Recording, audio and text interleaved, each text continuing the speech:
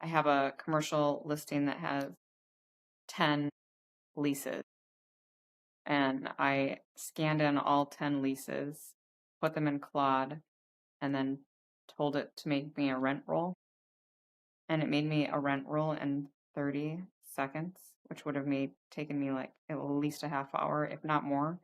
So I had everyone's name, start date, security deposit, monthly payment, end date, and any special terms. And then I just went back and like double verified. I think there was just a couple misspellings on names and stuff like that, but that one to me was wild. hmm So So, do you feel do you think that AI is going to replace the human, specifically in real estate, like the realtor? I do not. It's still not perfect. I don't know if it will ever be perfect. Welcome to the Leading Lane podcast for real estate pros by real estate pros with your hosts, Ashley Frederick and Stephen Birch. If you're looking for an honest, authentic, and raw perspective, you found it. Welcome to the Leading Lane podcast. And, the topic is always AI. So let's still continue with AI. I hate seeing everything AI, but I love this. And so I want to be able to share it with you. And actually, I think that you were a big ChatGPT fan, which I think you still use. I still use too. But I kind of converted you maybe a little bit over to Claude. Tell me a little, kind of like I'm trying to convert you from your Android phone over to Apple. So tell me, like, what are the differences that you see? I'm not a very techie person, in my opinion. So, like, this is not going to be this is not going to be something freaking crazy tech stuff. This is like everyday use cases.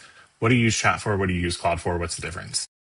I feel like you're light years ahead of me, but I feel like for chat, I still like it for like editing my emails. Normally I have to put like make this sound nicer. I have to put that a lot. I also like it for my write-ups, my reels, those types of things. Like I feel like over the last year it's gotten to know me pretty well on those. So I do like it for that aspect. Sometimes when I don't like what Claude says, I'll go back to chat and put in the same thing. Claude, I feel like is more not like at least for me, like not like the personable, but more so like systems, things that you can set up for it to do. The one that I like that I set up that I think I saw off of an Instagram was morning triage. So every morning, which I have to remember to open Claude, but every morning once I open it, it goes through my email and gives me like the 5 things that I might not have responded to the night before. And so it's like 5 most important, like 3 intermediary, and then 3 like FYI. So I like that. I'm like, oh, yep, forgot to do that. I haven't used it a ton for problem solving. I have used it more so for like flyers and stuff. So I've had a lot of issues where I was able to download a flyer, but it wasn't working with what I wanted it to. It's connected to my Canva. So I'll put in what I want, and then I'll say like, it needs to say open house instead of just listed or whatnot. And so instead of me making all of that, I will tell you the one thing I think I texted you this too, I was like, my mind was blown was I have a commercial listing that has 10 leases, and I scanned in all 10 leases, put them in Claude, and then told it to make me a rent roll. And it made me a rent roll in 30 seconds, which would have taken me like at least a half hour, if not more. So I had everyone's name, start date, security deposit, monthly payment, end date, and any special terms. And then I just went back and like double verified. I think there was just a couple misspellings on names and stuff like that, but that one to me was wild.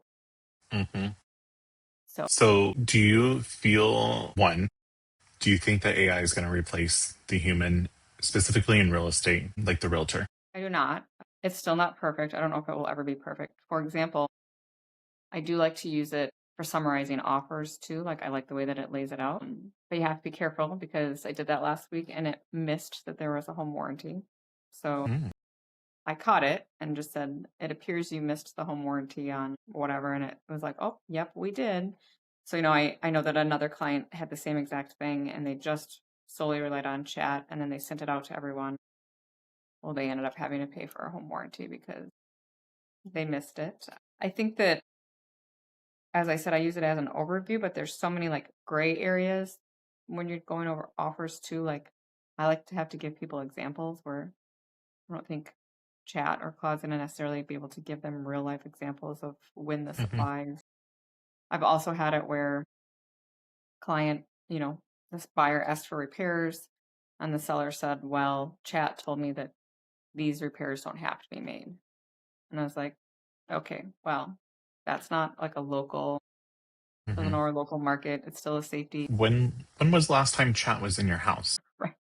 That's kind of like with Zestimates, right? I was like, when's the last Right. time Zillow was in your house and saw either you did do updates or didn't do updates? So I still think that it goes back to relationships, and I still think that if you have good enough relationships, those relationships will always trump AI because somebody needs someone to talk to. So I think I've given a couple examples, like as of recently, more so like somebody that unexpectedly lost their husband. Like they're not gonna rely on AI to have like that emotional connection with them about that. And I just had someone this week that they've bought 5 houses from me. I thought that our journey was over because they were in their like end home, right? Well, they had a change in jobs and they're probably going to have to move again. And like that was a really hard conversation to have because that was their dream home. Like they're not going to go back to AI to have that story about how their job changed and they need my help to find that next home. So I think that relationships are still key. And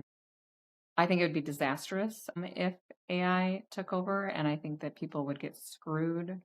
And I think that people wouldn't know what they were actually agreeing to because we all know like what somebody interprets in a contract and what reality is are two very different Right. things. And so I think that there still has to be the human balance of making sure they understand what they're signing, taking them through the steps.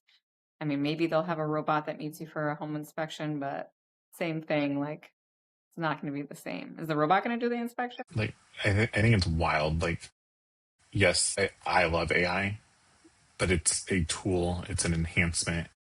It's my critical thinking, right? My strategic partner. I don't solely rely on it for everything. So still having that human in the loop aspect of everything to verify because it's still learning. I'm still learning about AI. So I can't fully just let go of that control quite yet, even though I'm getting in there, but I just don't foresee all of these transactions and millions, billions of dollars just being flown all over the place just because of artificial intelligence. No way. I agree. You, though, have used Claude, I think, quite in depth as far as some skill sets. So I know that there's like the co-work/skills. I haven't really dove into the skills. So can you maybe tell us what you're doing a little bit? So Claude released, it is called Record Skill. So in Cowork, if you have the app, record a skill. And think of it just as legit, you have your administrative admin day one sitting next to you, and they're looking over your shoulder, and you are talking to them about first you go to the MLS and you search the property address. Then next you go to the county website for the parcel search. Then you go to the tax site, right? Blah blah blah. You are already kind of talking through with your administrative admin of what these steps are, and that's how you train them. So record a skill in Cowork is just that. So it's going to record your screen. So it's going to see what you are seeing. It is going to listen to how you are speaking and what you are saying. It is watching your clicks and how you are navigating, going through everything. So it is legit capturing the skill real time. And so what is really cool to me is that if there is a faster way or a different way, I'll give you an example. I typically type in the person's last name in the tax search. And then if that doesn't work because ours is so clunky, I will do just the numbers of the address and the first letter of the address. Well, Claude, after I recorded the skill, it identified that after we already pulled from the parcel search, there's an ID number on that parcel search that we can plug directly into the tax search and go directly to the actual property. So there were no last names or anything else. And I had no freaking clue that was the number that correlated directly to there, and it figured it out. So it was able to expedite that skill. Insane. Like, even just learning that, I thought was a huge benefit. But what I did over this weekend, just because I kind of geeked out a little bit, is I created a skill to do an end-to-end, not just a CMA, but getting all the data, getting all my comps out of the MLS, everything from the county website, going to RPR, going to Zillow, and then going to our present to put all the MLS numbers that I pulled for the comps out of the MLS to do the data entry to complete that. Then from there, I have it go into our forms and create me a listing packet based off of my templates and all the information that it learned. And all of it's done within 30 minutes. Now, it took me probably about 2 hours to understand like what I was doing to be able to connect everything, but it's just a compound effect. So now all I have to do is tell Claude, hey, need a CMA for address, and it will go and do all the research and prep it up in my inbox and say, here's everything that is ready for you. Am I going to completely just say, yeah, that's 100% accurate? No, I'm still going to go everything. I'm still going to review it. But all of that data and getting the file ready for me, the prep work, if it gets at least 70%, 50% done for me, and I just have to make edits or whatever I need to do, like, I feel like it's a huge time saver. And then a step further with that, where I'm really going with this, is imagine trainings. Imagine being able to get new agents or agents that need help with this type of stuff. Imagine me giving you how I do my CMA, and you now have a co-work, right? An admin that will be able to walk you right through all of it. So it's freaking insane. It's mind-boggling.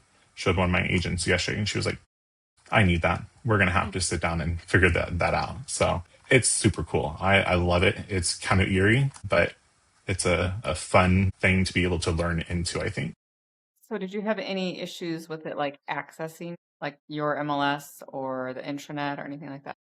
So, I mean, I was already on my computer, so I already was logged into those things. So I made it to where I have to log in because I don't want it logging in on my behalf. And I think that's already a set that's in Claude. But yeah, so I press login on 2 of my systems because there's single sign-on on our intranet to be able to go to other tools and resources.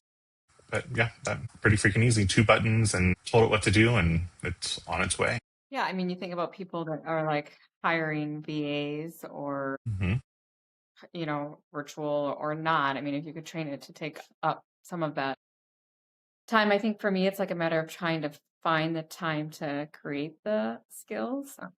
But, you know, if you can really try to think about, like I started making a list, I think I told you this, of everything I don't like doing. It gets longer by the day. But, you know what I mean? Like, and for me on the property management side, like with leases, those types of things, like if I could have the lease in there and tell it the address, which I bet you I could probably do, which I'm just not doing. But, you know, like closing statement letters, I would really be interested to see if it could create the partial in my MLS because that is super time consuming for me. So I think just trying to carve out some time. What other things are you using it for? Like what are other, like any specific daily tasks? So I actually have an AI receptionist for our office, and that is connected to Claude on the back end.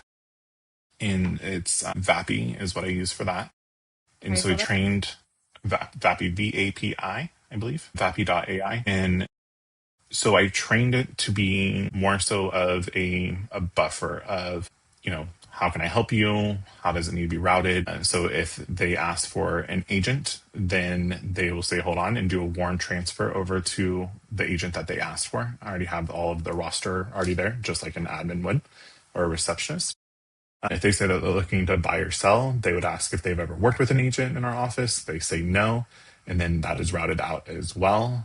If the person's inquiring about a rental, right? Like, so instead of an IVR of press 1, press 2, it's a conversation of asking discovery questions. And AI is going to take it as far as it can possibly take it and get as much information and then transfer it from there to the correct person if somebody is available. If not available, then they're going to go ahead and just take a message. And then in our phone system, which is Zendesk, it creates a ticket and says, hey, this person needs called back. Here's their message, just as if an admin were writing it and leaving it. I think of like the old school when I first got in real estate, the little receipt books. You have a phone message and you got to write the time and everything. So it does essentially the same exact thing. So now I don't have to have somebody physically sitting there answering the phone. And it's 24/7, 7 days a week. Do you remember when we talked about that, was it like Ruby or something? Yeah. Yeah, it's almost Ruby like is, that, mhm. but But now you're then not that's doing to human, right? Like a fraction of the dollar. And I don't remember how much it was on Ruby, which is basically an inbound call center that live answer for you and then routes over to you or takes the message. I think last month when I did my numbers, we had like 600 and some phone calls in the 30 days. And I think I spent less than $50 for the AI receptionist. I always think too, like it would be nice. I hate when people say like, agents post all the time, like, answer your damn phone. And Mm-hmm. my caveat to that is just you can't always answer your phone. So like, Mm-hmm. right? Like I'm on a podcast right now and I see a call came through. Like I'm not going to stop the podcast to take the call. Or if I'm meeting with buyers, writing an offer, I'm not going to answer the phone. I think that that's rude. So it would be nice if something were in place to just catch them instead of them going through their Yeah. Rolodex agent. And that legit is, forward your calls. Forward your calls and like set it and forget it type of thing.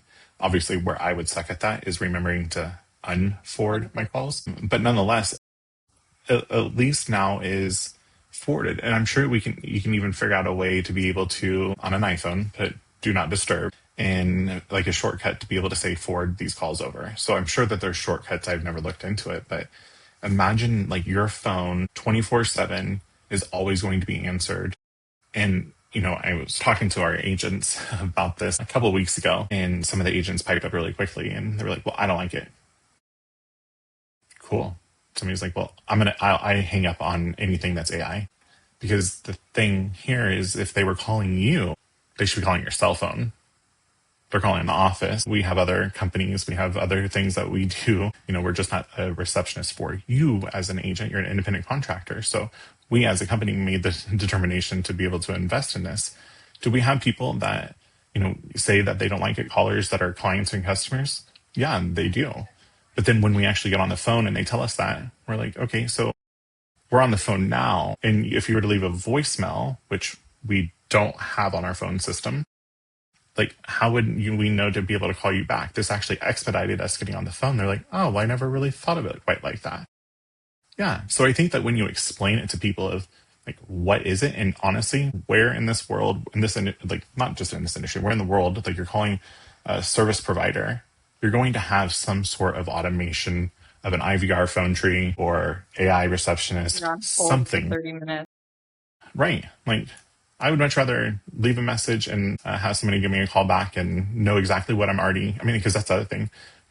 Eiley is her name. Eiley asks, like, what is this in reference to? What is the address or whatever else it is, and tries to get that information. So we now have time to be able to do the research before we're calling them back. We're prepared.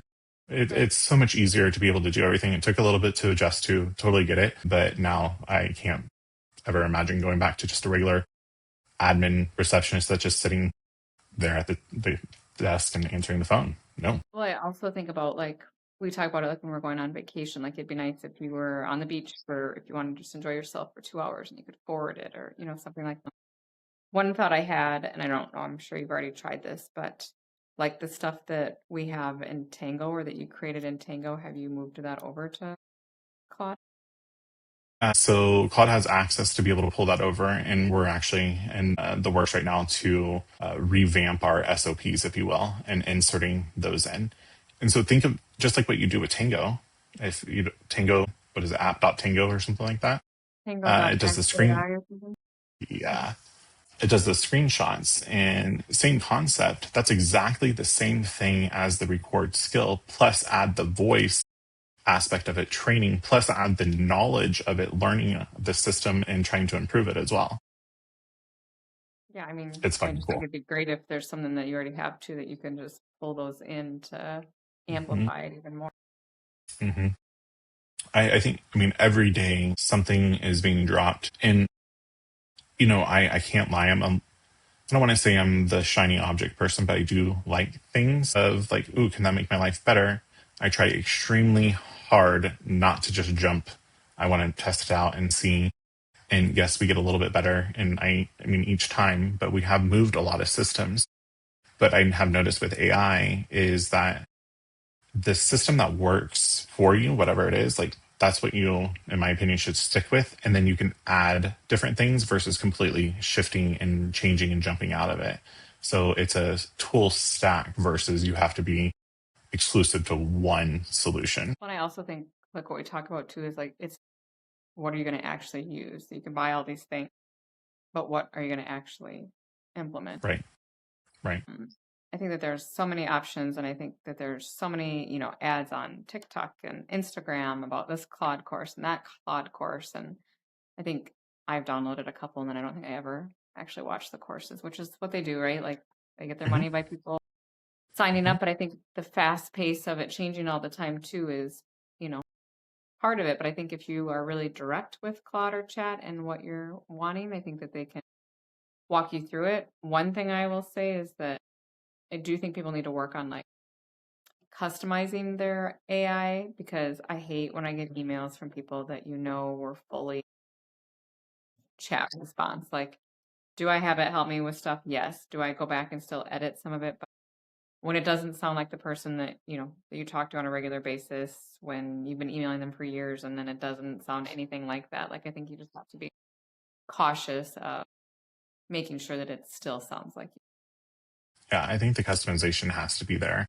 And what I actually have learned that has really benefited me, and it's almost kind of asked backwards of what chat is when I first started, is one, AI knows AI better than you. So making sure that you don't think that you have to be the one to tell it every single little step, because AI has the resources to do it and probably knows different routes or better routes to be able to get it there quicker, faster, more efficient. So AI knows AI better. Two is end results and outcomes. Like I try very hard not to have more of a prompt that's like a sentence or two when I first start with Claude. So I basically just tell it like, what I'm after is this. And I try to be as, I don't want to say broad, but I'm not being super specific either. Like I'm struggling with being on the phone 24/7, and I really want to find a solution so I'm not bogged down to my desk. Like then that would be able to produce me to, what about an AI receptionist? What about this? Blah, blah, blah, blah, blah. So I use that as a brain or like a strategic partner, but not as in me directing it, as it enhancing the ideas and bringing it back and then telling it to do everything for me versus me telling. Like it asks follow-up questions, right? Mhm. Or it might say something, or is it something different than these questions? I think really trying to go back and forth with.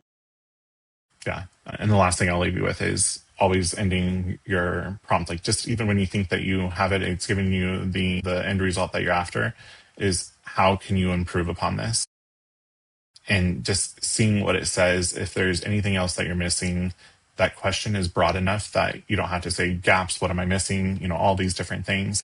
How can you, and it's not a we thing. This is a you, Claude thing. How can you improve upon this? And I think the results that you get out of that are tremendous. So still learning. I'm no expert. Still fumble my way through all of this, but I will tell you, it's been fun. It's been frustrating, but I see that there's so much opportunity, and you already know that I love systems. I love streamlining things. I love the process. So this is really right up my alley. Love it. Yeah. Super grateful for these tips. I think that anyone that's listening, definitely give some of these skills a try and tell us if one works well for you, or if you found a skill that you think would be great to share. We'd love to hear about it. Thanks for tuning in. See you next time. If you've enjoyed today's episode, please like, subscribe, and share with others. Stay connected for more genuine insights and strategies to boost your real estate career on Facebook, or check out our website. We'll see you next time.